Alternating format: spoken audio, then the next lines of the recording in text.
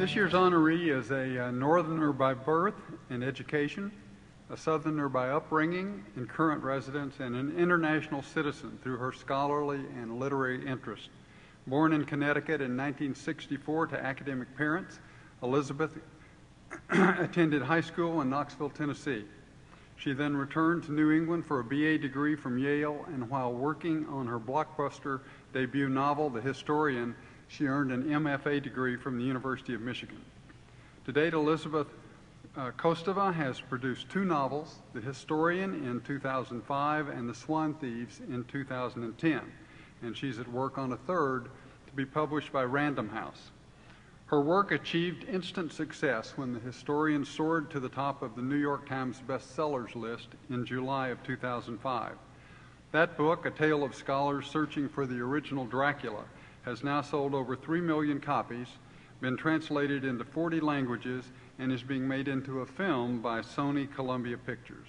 The Swan Thieves, her 2nd novel, a tale of artists, psychiatry, and the rise of Impressionist painting, has already been translated into 28 languages.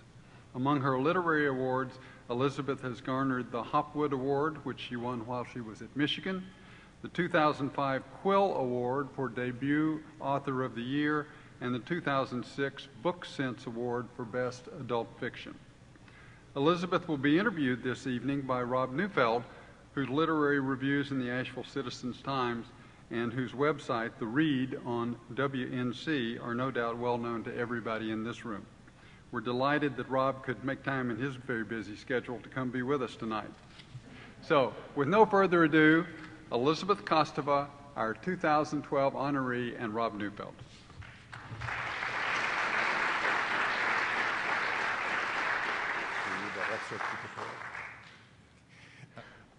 Since there are a lot of writers in the audience today, it might be interesting and fun to talk about the writing process. You know, when I interviewed you recently, one of the first questions was, so where are you now in the writing process of your developing book? And if I had interviewed you 2 months before or 3 months later, it would have been a different answer. So can we talk about that a little bit, and also maybe even for the writers in this audience, what happens when a story idea first develops, and how do you decide that that is going to be the thing that you're going to be consumed with? You know, I didn't say obsessed. Consumed with for you 3-4 years. Well, you know, that's a very good question, and I think probably all the writers in the room, I imagine we all have similar experiences in this way. People often ask us, writers, well, how do you get your ideas? And I always feel that actually the ideas get us, that we stumble on things unexpectedly. Often I've had the experience, which I've heard other writers talk about also, of overhearing a line of conversation and no more, and wondering what was going to be the response. What did that come out of? What's the next line? And then, of course, to find out, you have to write a short story. So I think ideas come and get us in a lot of different ways. I've had the ideas for my 3 novels, the 2 novels I've published and the one I'm working on now, in 3 very different ways. So when I started writing The Historian, I hadn't written a novel before, although I'd written a lot of shorter fiction. And I knew that I wanted to write a novel, but I didn't have an idea that seemed big enough. A novel seems to need a big enough idea. And that's quite a simplistic way to look at it. But I think often when you write fiction, you sort of have a sense of whether an idea is going to fill a short story or a novella or a novel, and whether the novel will be long or short. And I knew that I hadn't thought of anything that would fill something that felt capacious enough to turn into a novel. And one day I had an idea, just really out of the blue. I was out hiking actually here near Asheville at Yellow Mountain, which some of you may know. It's a beautiful area. And I got to the top of the mountain and suddenly remembered a series of scenes from my own childhood that I had really treasured. And this will sound a little bit strange, but they were memories of my own father telling me and my sisters stories about Dracula. And my father is actually a very nice person, and he's sitting over there. So if you'd like a story about Dracula, just ask him afterward, and he can tell you a really good one. You mean he's nice despite his He's Dracula? nice in spite of the Dracula, yeah. Yeah. So, but as you know, children love creepy stories, and these were stories that were sort of, they were sort of lightened for the child's sensibility, but they were from the movies my father had grown up with, all those great Bela Lugosi movies. And when I remembered this, standing on top of Yellow Mountain of all places, I wondered suddenly, what would it be like to try to write a novel in which a father tells a young daughter stories about Dracula? And that gave me a kind of structure for a book. At the same time, I thought, you know, a novel needs a big question behind it. And it occurred to me that it would be very interesting to find out why, first of all, why the father was telling these stories. And it had to be something better than just entertaining bored children on a trip, right? It had to be a big fictional reason. And then I thought, what if we gradually discover that Dracula himself is listening to these stories? And then I felt completely creeped out for the first time in many years, and I ran to my backpack and I got my notebook out and I wrote about 7 pages of notes, which I still have. They're very tattered, and began writing the novel that week. But that was an example of something that happens, I think, to a lot of novelists, where an idea that perhaps has been percolating for a long time out of personal experience or collected stories sort of grabs you, and then you find it big enough. And my second novel, I got the idea for in a much more abstract way. I wanted to write a novel about art and art history, and I also wanted to try the experiment of writing a novel about a character who would never get to speak for himself. So we would get him, I wanted to try to make him a three-dimensional figure who would rise up out of other people's words. And I'll just read you very quickly. That novel is called The Swan Thieves. It's my second novel, which came out in 2010. And when I was way into writing it, I found this quotation from the letters of Edouard Manet, and this was written in 1880. And Manet wrote to a friend, "You would hardly believe how difficult it is to place a figure alone on a canvas and to concentrate all the interest on this single and universal figure and still keep it living and real," which I think is exactly what fiction writers struggle to do. But here it was in the art world. So this book came about in a more abstract way. And my third book came about out of a dream, which was really a strange experience. And I reported it probably at too great length in the Asheville Citizen-Times last week, so which Rob very kindly reproduced. But I had a kind of body of material I wanted to write something about, and it is about Bulgaria, among other things. A little bit of it is set in Western North Carolina, actually, as well. And I was so interested in the history of the 20th century in Bulgaria and in Eastern Europe that I was actually thinking about writing a nonfiction work about Bulgaria. But it just didn't seem like quite the right project. And one morning I woke up from a dream in which I had suddenly seen in what I knew was an opening scene of a novel with characters who really fit that material, very dramatic opening scene. And then I dreamed more or less the journey that the book would take through the middle, not scene by scene by any means. That would have been so nice. But a sort of general idea of where it could go. And then I dreamed the final scene, which was also very strange and traumatic. And then, embarrassing to report, but I will, I saw the book on a shelf, so I got the title. And the title fit the characters very well. And I woke up in a kind of panic of inspiration and wrote it all down. And I've been working from that structure ever since. I don't expect that ever to happen again, but it was a kind of bonus, I guess, of getting enough sleep finally. But And once you develop the idea, once you have that strong idea that you're passionate about, then you need to build all the different parts. For instance, with your main character in with one of your main characters in the Swan Thieves, it's very character-rich. Robert, the artist, who has his own vow of silence, I guess you could say, you had to figure out what that silence was about. And I have to tell you, as a reader, I was trying to figure out what that silence was about too. I had a few different ideas. So that must have been, developing that part must have been, that's another stage of writing, and that must have been exciting as well.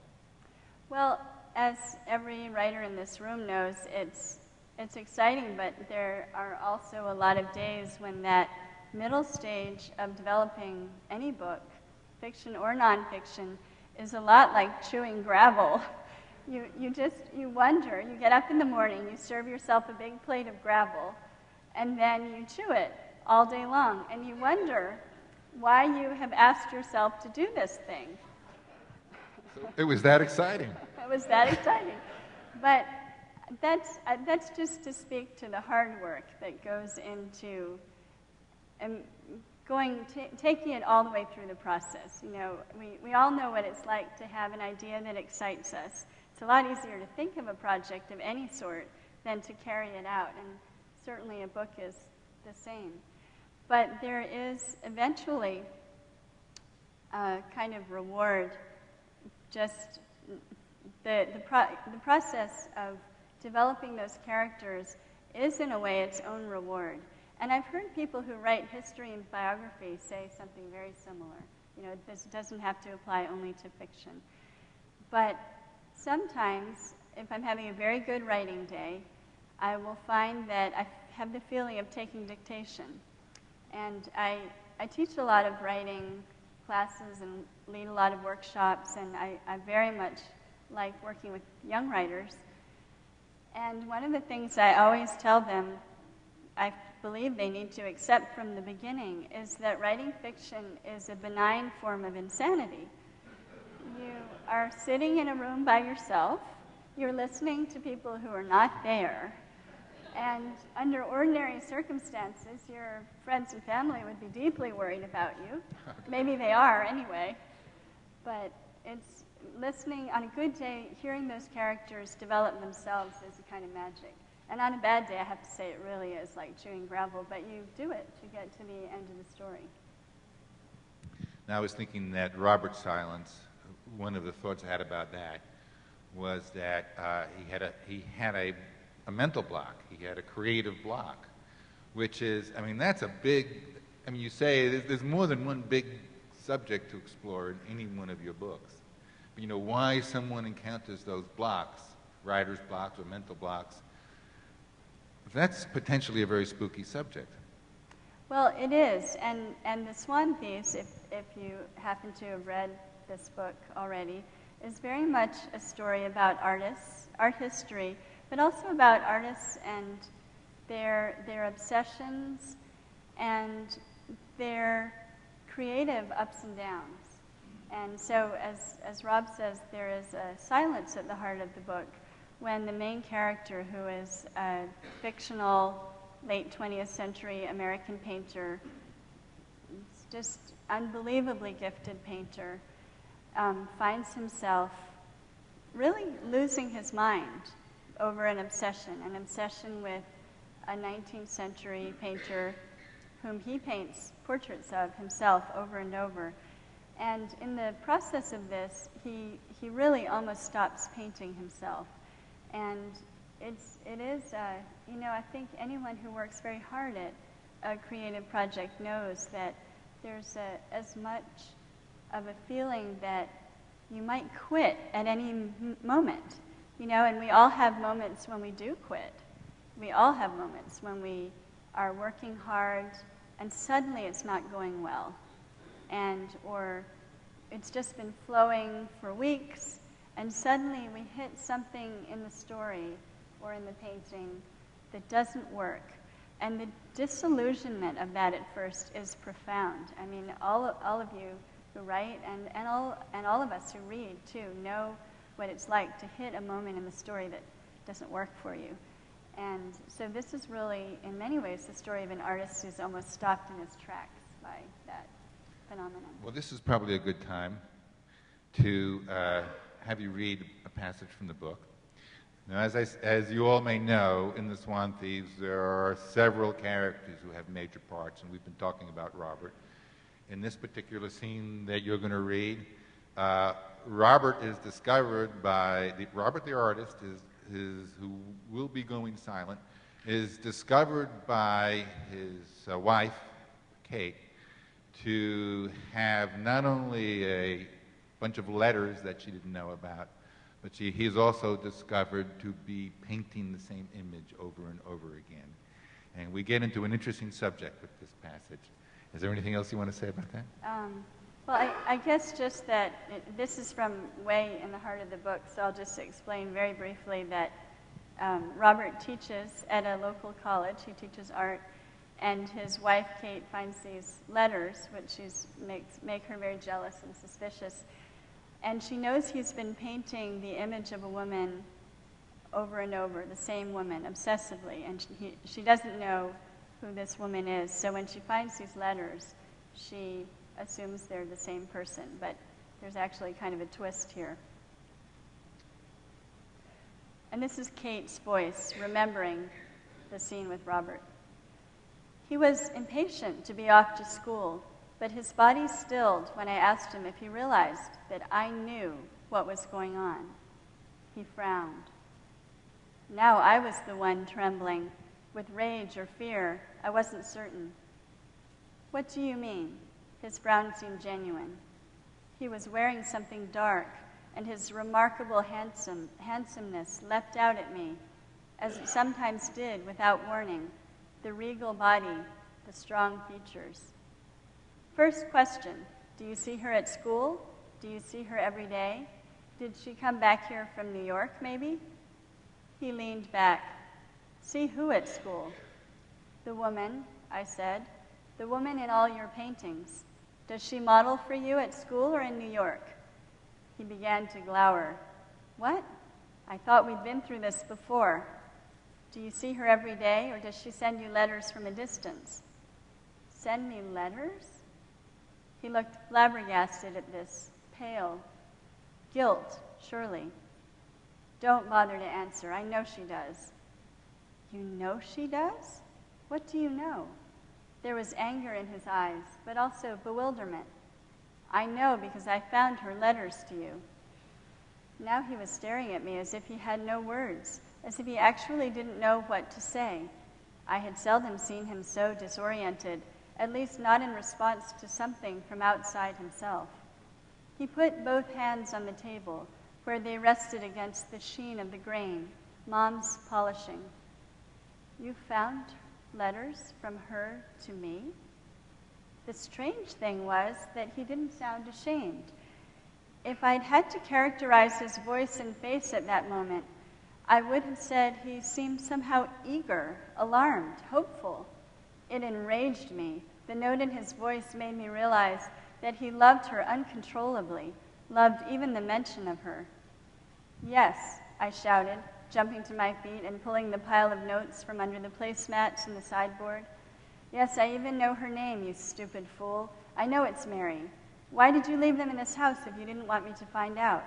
I dropped them in front of him on the table, and he picked one up. Yes, Mary, he said. And then he glanced up and began almost to smile, but sadly. That's nothing. Well, not nothing, but not so important. I began to cry in spite of myself, and I felt it was not because of what he'd done, so much as what he'd seen me do, that dramatic pulling out of letters and tossing them down in front of him. It was as humiliating as I ever could have dreamed. You think it's nothing that you love another woman? What about this? I pulled his own scrap of letter from my pocket, the one indisputably in his handwriting, crumpled it up, and hurled it at him. He caught it and smoothed it out on the table. I thought I read disbelief in his face. Then he seemed to rally. Kate, what the hell do you care? She's dead. She's dead. He was white around the nose and lips, his face rigid. She died. Do you think I wouldn't have give anything to have saved her, to have let her go on painting? And this scene, it's not very evident, and this won't give too much away, I think, but the woman he is obsessed with died at the end of the 19th century. But I don't think we should say more, do you? I mean, obsession is such a fascinating topic. I mean, there's curiosity, and then there's passion.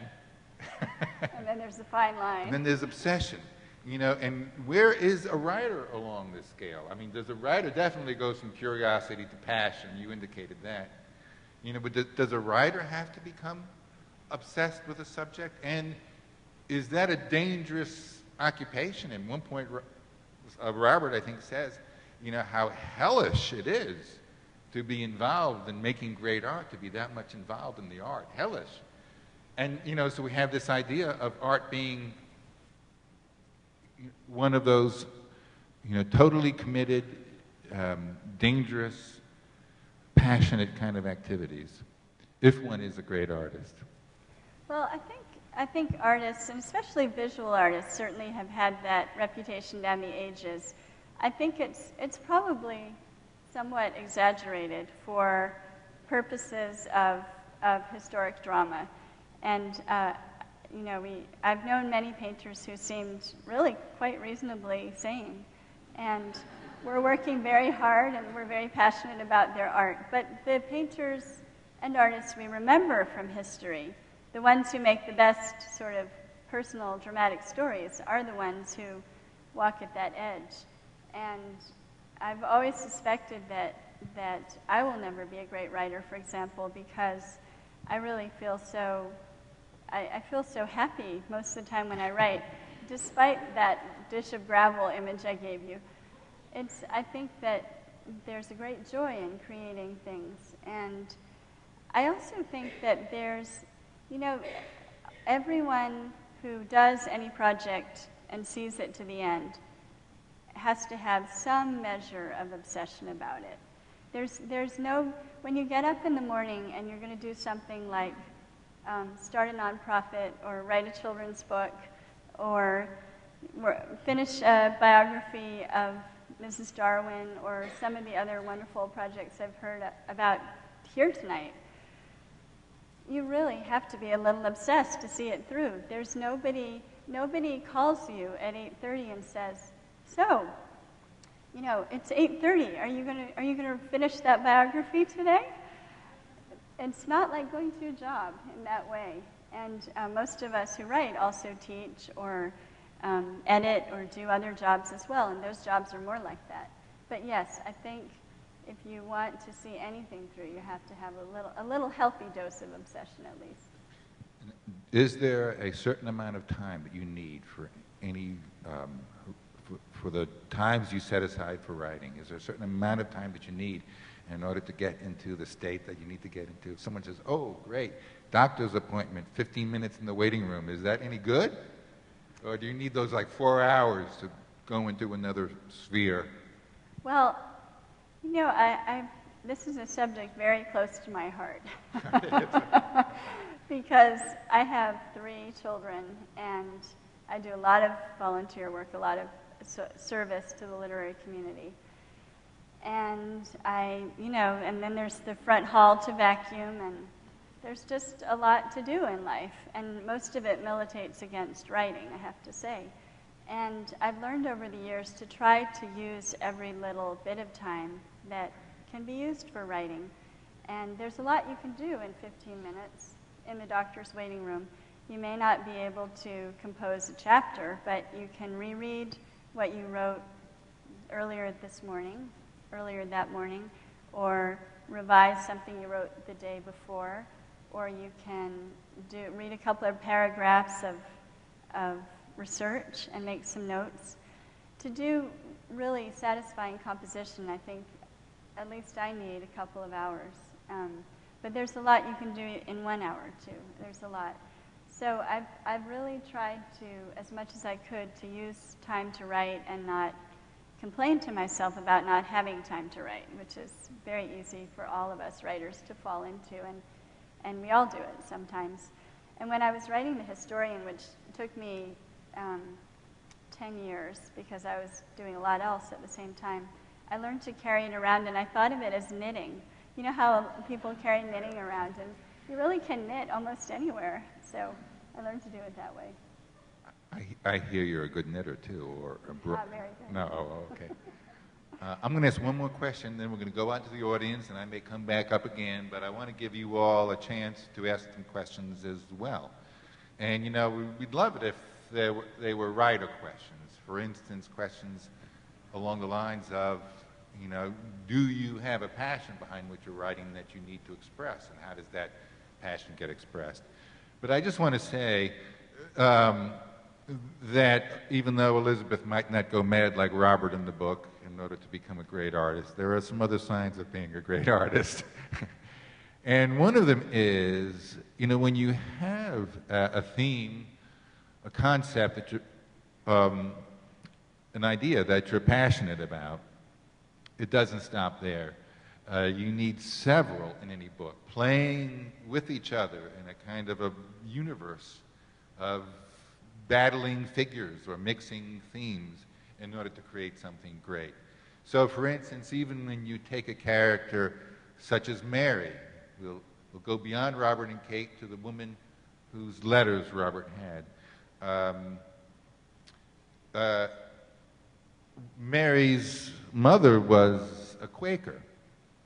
And when I was reading about Mary, I was reminded of something that Elizabeth had said to me in an interview about the historian. She said, I want to believe there's a kind of divine spark in everybody, as the Quakers say. And at the same time, I felt, well, here's all this terrible evidence that we can do dreadful things to one another, sometimes in large groups and sometimes through the abuse of power. That's one of the ideas behind the historian. But it also shed some light on Mary and why she's an important character to you, even though she's probably character number 6 in the book. I'm sorry to number your characters. No, that's fine. So talk about the development of Mary and the meaning of that, the Quaker thought of the divine spark in everybody despite all the scary things. Well, I think one of the powerful things that fiction can do is to show the complexity of human nature.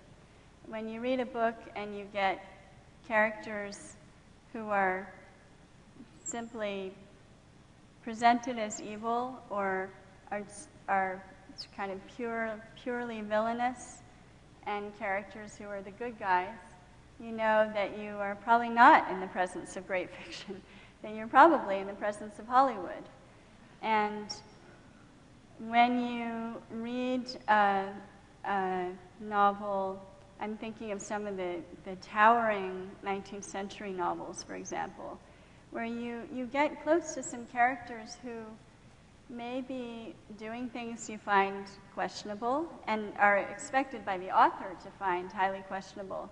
But somewhere in them is the bit of humanity that makes them complicated, or makes them interesting, or makes you question yourself because you sympathize with them somehow. And then you can get a character who is hugely an example of a sort of what you quoted the Quakers would call a divine spark of humanity, or we could call it a lot of different things.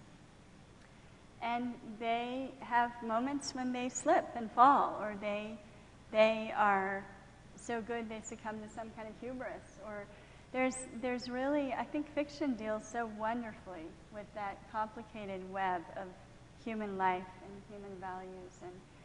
And in The Historian, you're right, I was coping with some really quite horrible things from history. And I find that is happening again as I write my new novel, which is about a very, very tragic century and a tragic part of Europe that also is a beautiful part of Europe. And in The Historian, I found myself sometimes trying very hard to reconcile in my own mind the horrors, the real horrors of history I was reading with some of the really touching things human beings do for one another. And to me, that's a reason to read fiction. It's that it teaches us about ourselves and our own potential, and not in the Hollywood way, in the complicated, real way that we somehow all struggle with in our lives. Yes, there seems to be that balance, almost the Calvinist view that human nature is very dark, and then this other view that there is so much hope and so much light, and you almost have to have that darkness there, that real darkness there in order to create something great. And I bet when we go in the audience here and we talk about some of y'all's passions, we're probably going to find some of you exploring some dark subjects and looking for the light and looking for the faith. Now, with that preface, may I come down and talk with someone? I love the Swan Thieves, and I am not a writer, but I'm still going to talk. Too bad for you. I was curious about the role of picking a feminine artist in your research, because often, particularly in the Impressionist period, there were many women that were wonderful painters that weren't recognized. How did you come to this point that this is a woman who wasn't really that recognized, although Robert knew she was fabulous? Did you pick a particular woman in research as a painter, or did you just come up with her on your own? Thank you for that question, which is about research. And I'm assuming that you're talking about the 19th century character in the Swan Thieves of Béatrice de Clerval, who's well, I'll tell you a funny story about her. In fact, after the book was published, I had a very lovely opportunity to speak about the book on Morning Edition and on NPR.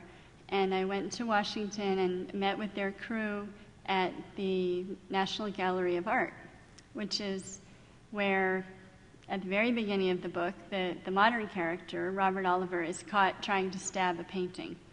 And I'm sorry to say something like that actually happened some months after the book was published. And I was very worried that the museum administration would not be pleased with me. But, you know, life imitates fiction, as they say, so I hope there was no connection there. I don't think there was. But I went there to meet the crew, and they love, as a radio crew, they love to have background sounds. They said, well, we'll meet in the gallery, even though it's radio and no one can see the pictures, people will hear the footsteps of people walking around in the 19th century gallery looking at the pictures and the murmur of conversation.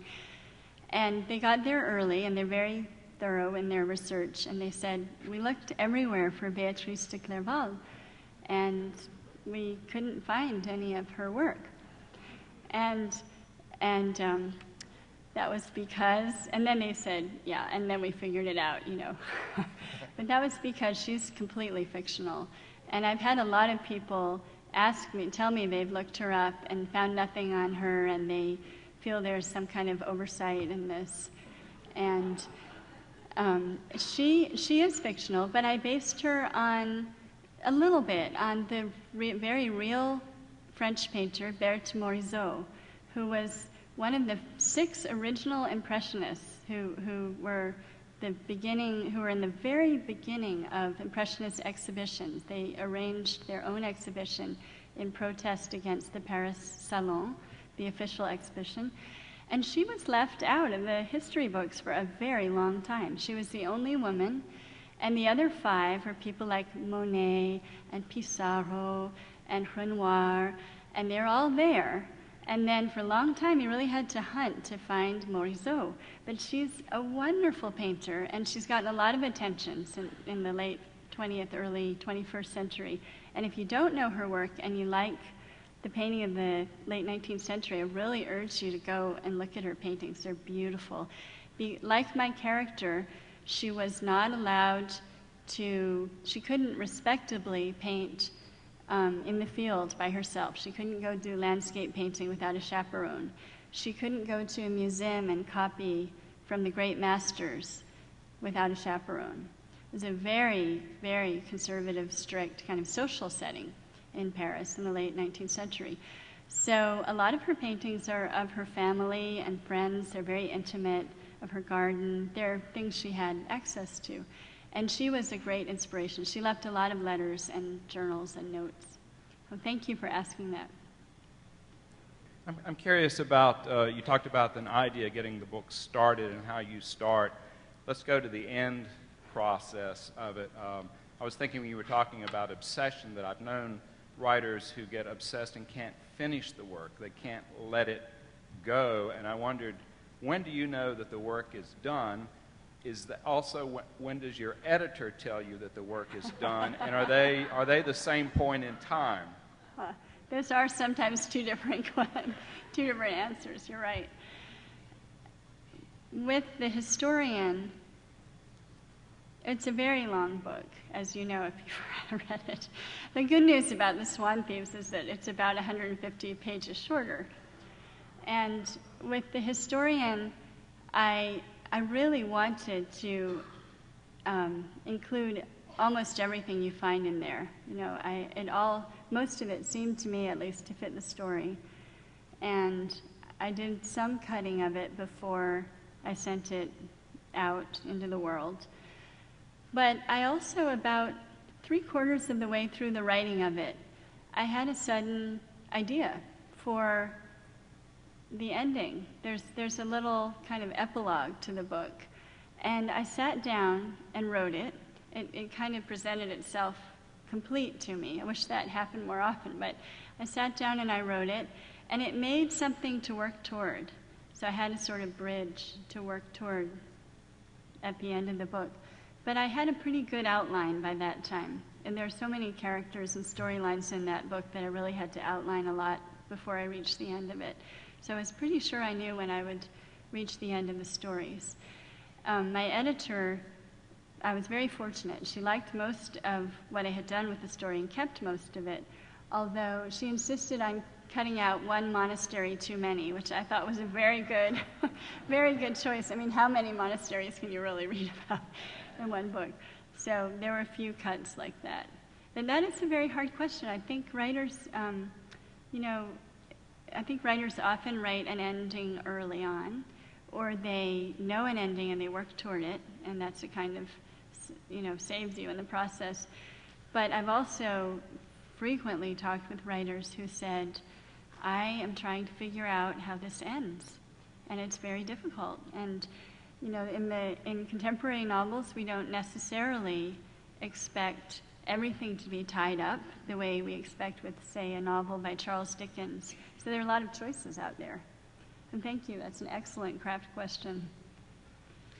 And do you have an example of when you might have come to a place where you have a hard time working things out so it satisfies you, and then you have to decide whether to scrap it or to keep working at it, and maybe you discover something about that? You mean a place where I get stuck? Yes. And I don't know which way to go in the plot. Well, I'm a huge believer in outlining. That helps me a lot. And the beauty of an outline is that you can always stray from it. You can always find a better way. And part of the joy of writing fiction, I think, is that there are always surprises in the process. You could outline a book down to the last thumbnail, and something would still happen to surprise you. But I think outlines help a lot with that situation. Every now and then I'll get really stumped by some question. Because my books are heavily plotted, I'll get stuck somewhere in the plot. And I've found, strange as this sounds, that sometimes if I really can't solve a problem consciously, if I sleep on it, I will sometimes get an answer to it. Or if I leave it alone for a few days. I think the unconscious does a better job than we do sometimes unraveling something difficult. Evidently better and better in your career. What was that? Evidently better and better in your career with the dream. Right, well, if only it was that easy. Here we go, we have another question. I have a question about all the travel that goes on. I know a lot of your main characters travel and, try to solve, the mystery or what have you. And were you able to travel, or do you even think that's necessary? It felt like you had been to those places. I just wondered if you were able to go to any of them. Thank you for that question about travel. When I wrote The Historian, when I started it, I was in a situation in which I really couldn't travel. Very, very little for about 10 years. I had tiny children and a very busy job and no travel budget whatsoever. And I really it was armchair travel. And most of the places in The Historian are places I had been before, places I'd been fortunate enough to travel with my family, or in college, or on some kind of trip or fellowship or research. And those things were just, they were such a pleasure to revisit in that situation.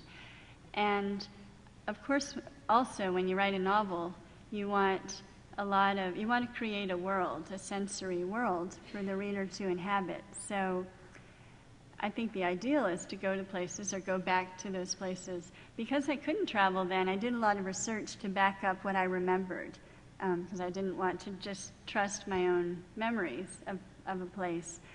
And the exception to all that was there were a couple of important places I never went. And I never had been, and I couldn't go to while I was writing The Historian. And one of them was, I'll just admit freely, was Romania, which is rather important to that book. And I did so much research on Romania. I had to travel there without ever going there. I found old photographs. I read books that were published in the 30s that were travelogues by Western travelers who went all over Romania at exactly the time my characters did. I interviewed people from Romania, and I just did everything I could to try to get it right. And while I was finishing the draft, I had the opportunity to go to Istanbul, which is also an important setting in the book, and I'd never been there. And that really pointed up to me how important it is to go to a place if you can, if you can manage it somehow. Because there were a few things that I would have gotten wrong, even though I'd done so much research on Istanbul, if I hadn't gone there. And there were a few things I wouldn't have put in the book. One of them is a sound.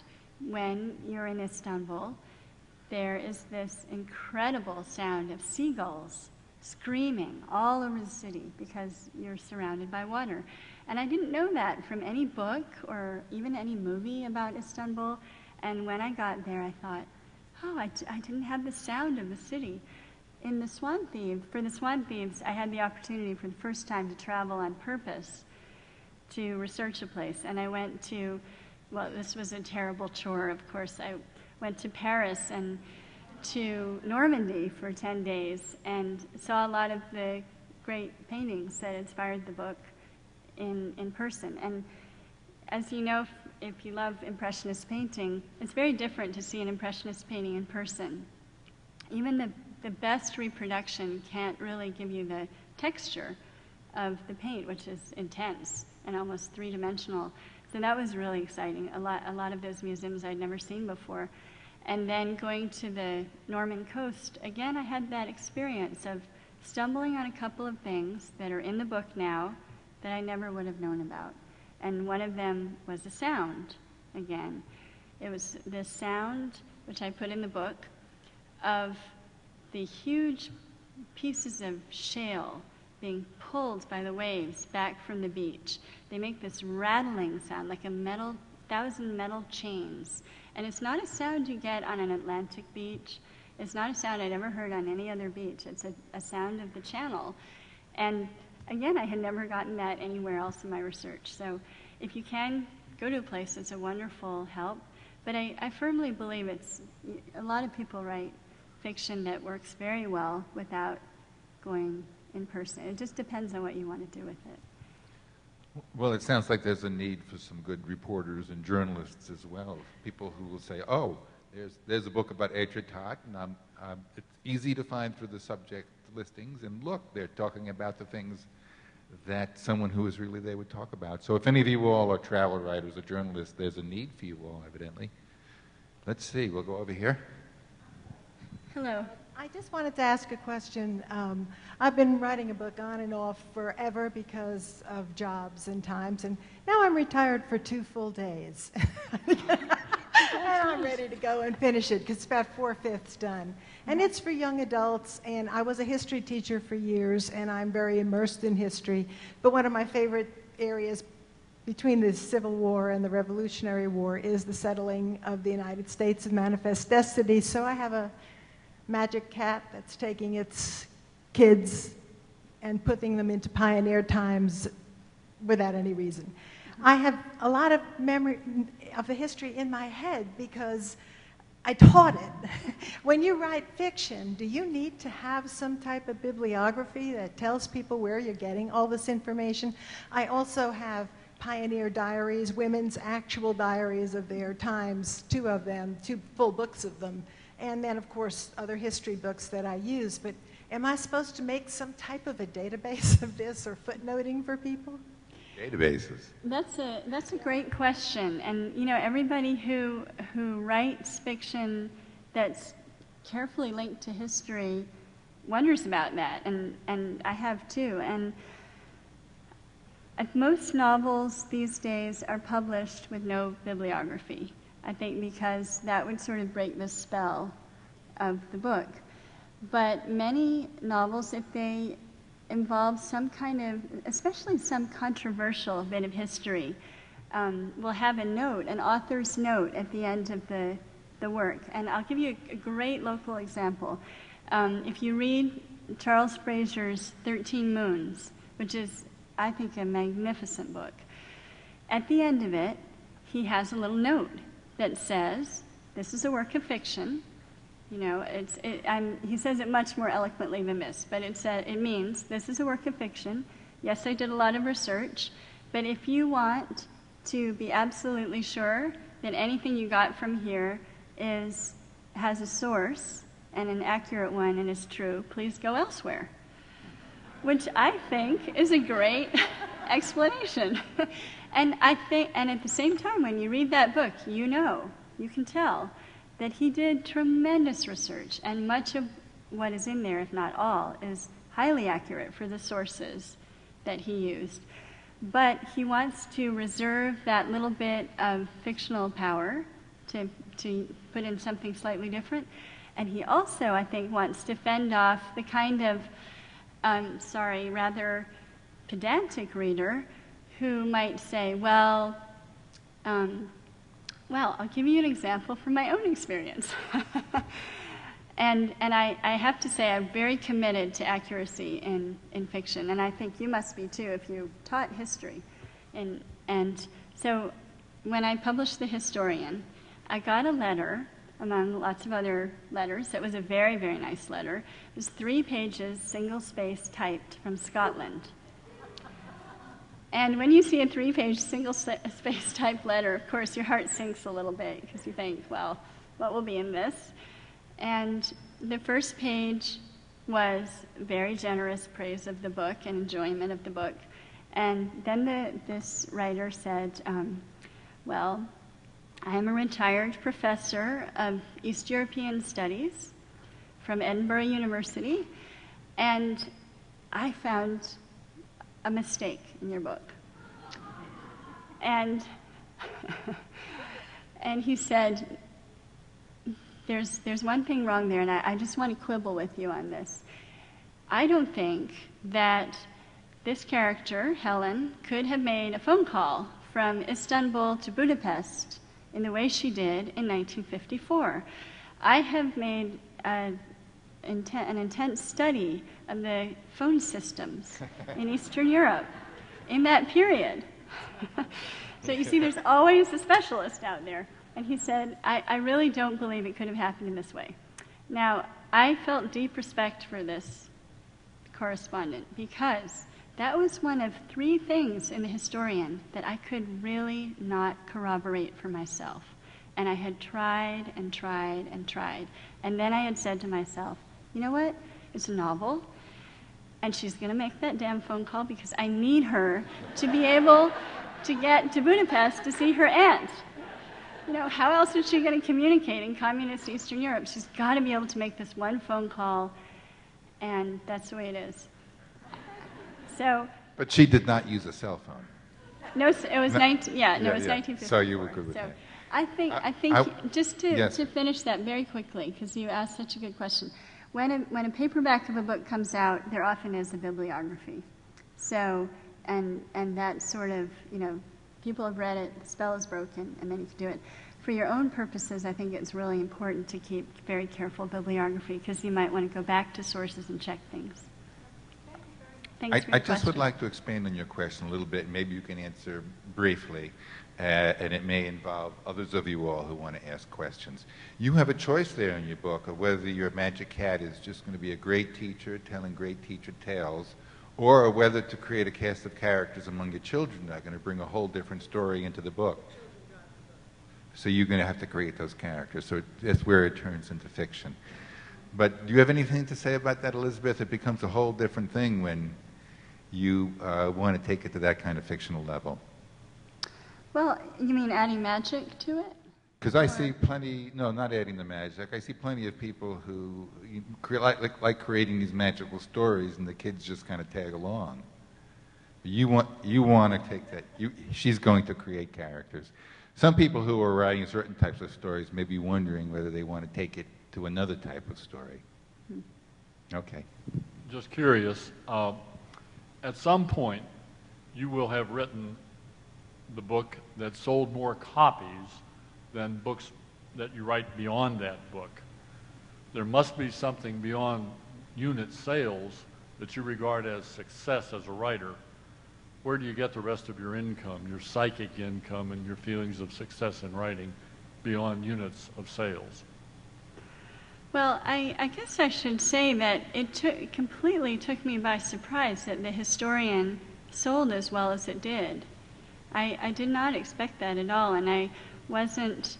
Sometimes people ask me, how do you write a bestseller? And I have to say I have no idea, because that was a surprise. In fact, I knew that it was a kind of strange book. It's hard for a bookstore to decide what shelf to put it on, and I knew that even that could be a problem. And I knew that most of all, I just wanted to finish it. I think one of the great marks of success in writing is just finishing something. It's just so hard to do, just finishing anything. And I had the feeling that if I didn't finish that book, I would really lose my nerve, because I had been working on it for so long. So finishing was a big mark of, you know, I think that's very important for all of us.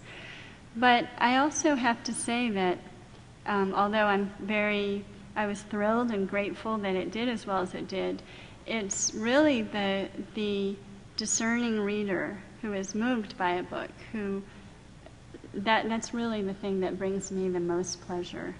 And maybe it's not very tactful to repeat a story like this, but I'll just give you one example of something that I felt like was a mark of success for me, far beyond those other things you mentioned.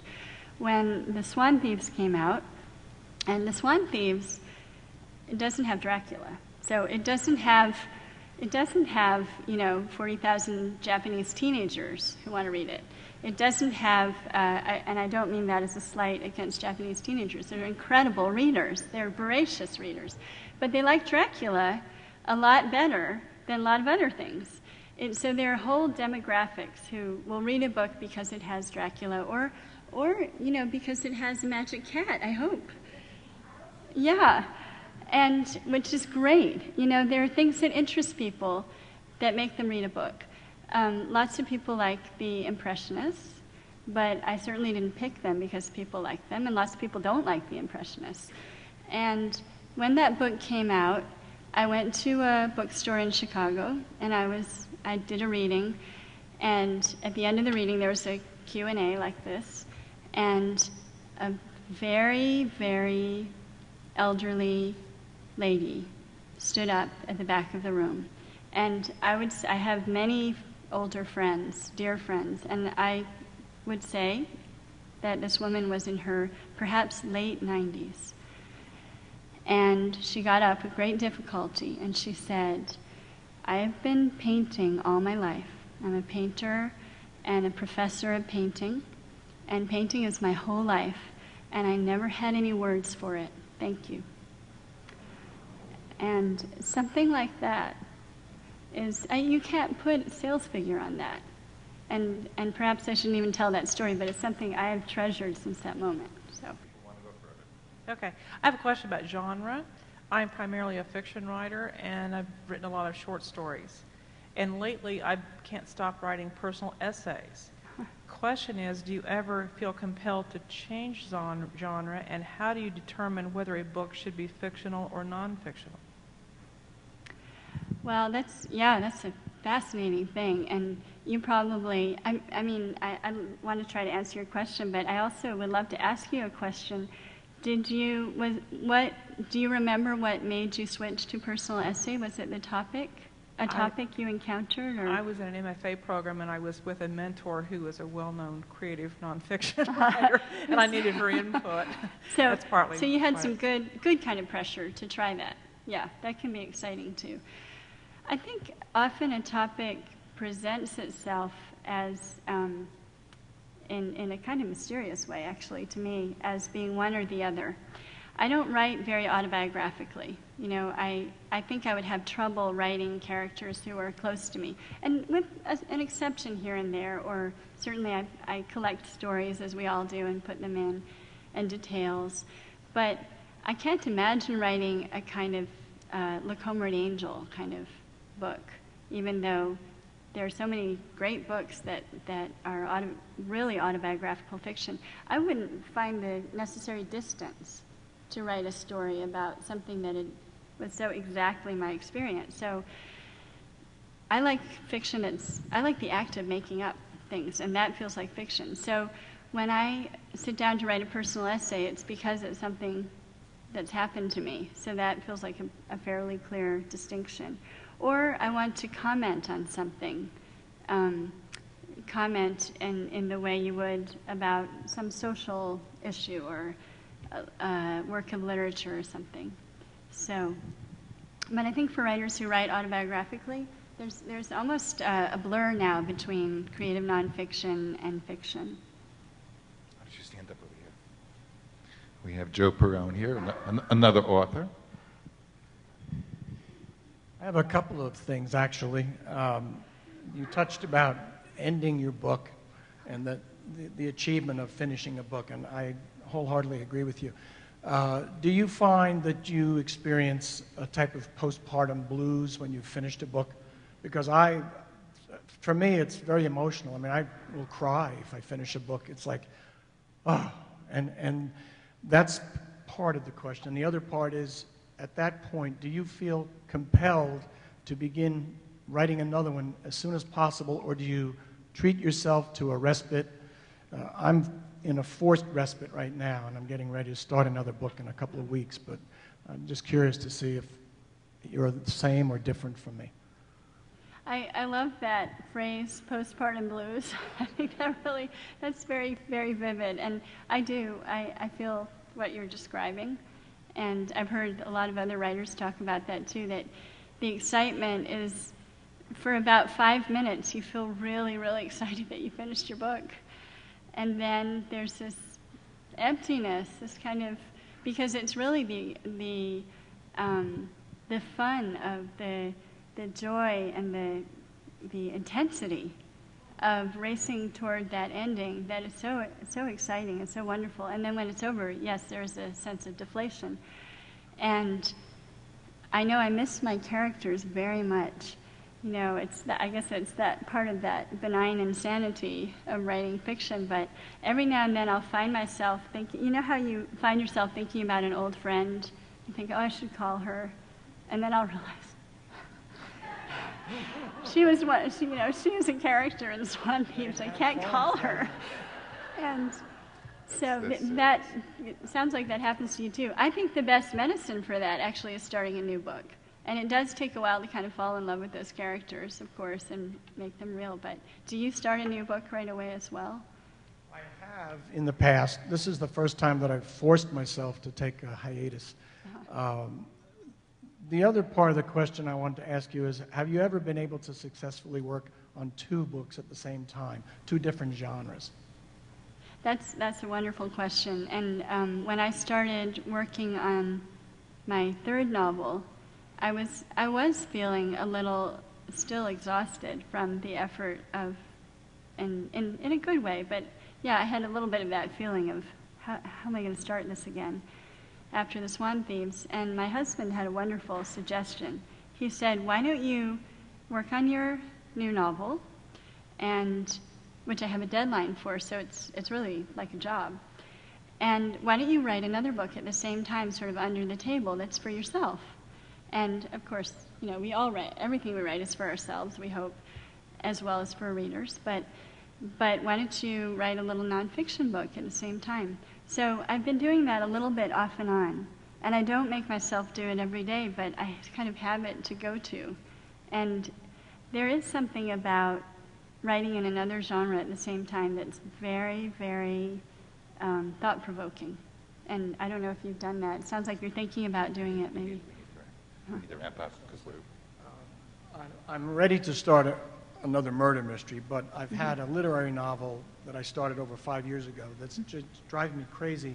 I've had modest success with my murder mysteries, and I want to keep going while the iron is hot, so to speak. But I feel compelled, but I'm thinking that it might be doable because one will give relief from the other. If I'm not in the mood to work on the murder mystery, I might just be in the mood to work on the other, and it might just work off of one another. I'm going to try it. That's a very interesting idea, and you know, I think none of it. The main thing is. I think anything that's driving you crazy, you should write right away. Right. 'Cause that's good. Keep the flow going, right? Yeah. Well, we're going to wrap up over here. Maybe we come back over here, and this has been terrific, hasn't it?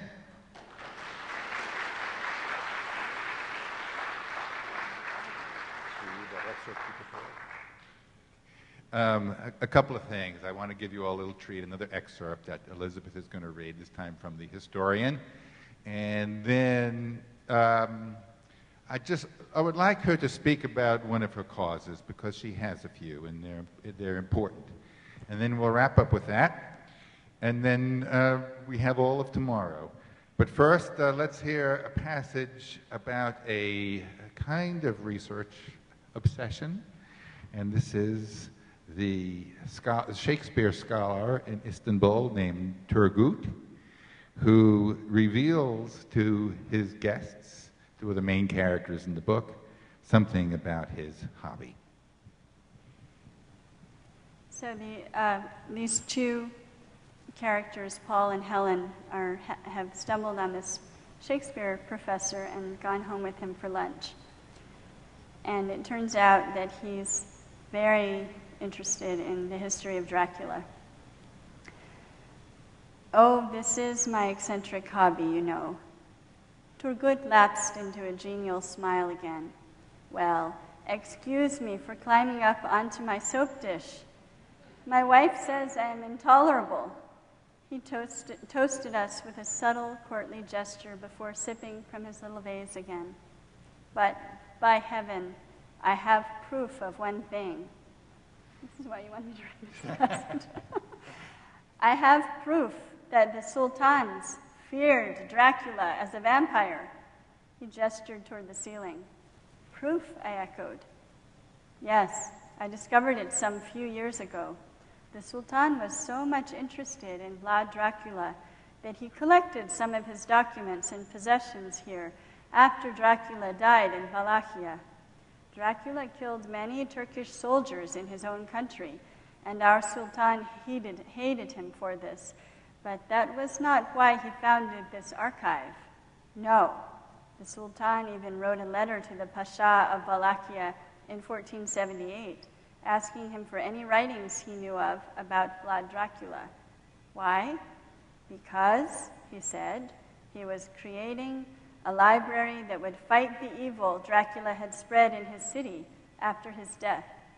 You see, why would the Sultan still fear Dracula when Dracula was dead, if he did not believe Dracula could return? I have found a copy of the letter the Pasha wrote him in response. He thumped a fist on the table and smiled at us. I have even found the library he created to fight evil.